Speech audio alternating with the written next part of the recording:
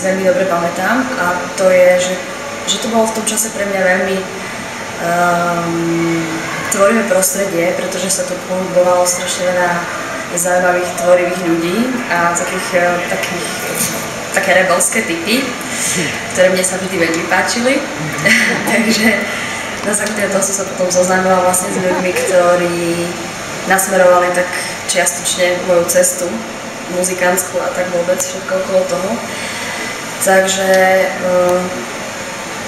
to sú asi také najzásadnejšie veci, že práve na tomto gymnáziu, práve v týchto chodbách sa nejakým spôsobom formoval môj ďalší život.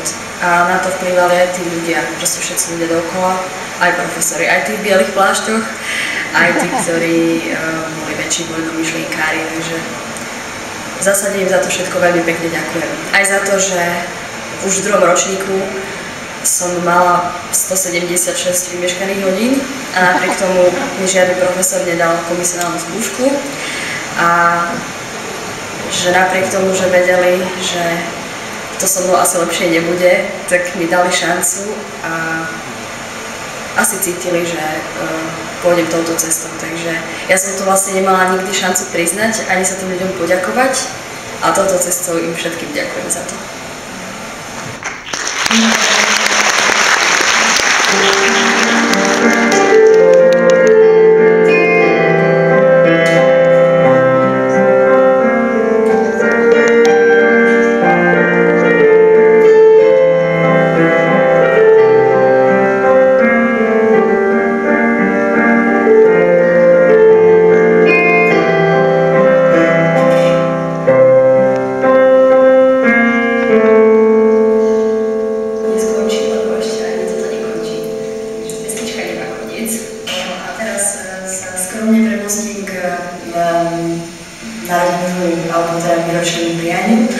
Takže zo srdca tomuto môjmu gymnáziu prajem všetko len to najlepšie a veľa síl, energie a do tých ďalších rokov, tie minimálne ďalšie 50-ky a s víziou, že všetko má zmysel hlavne.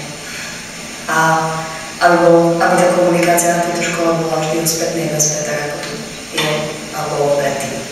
Všetko najlepšie.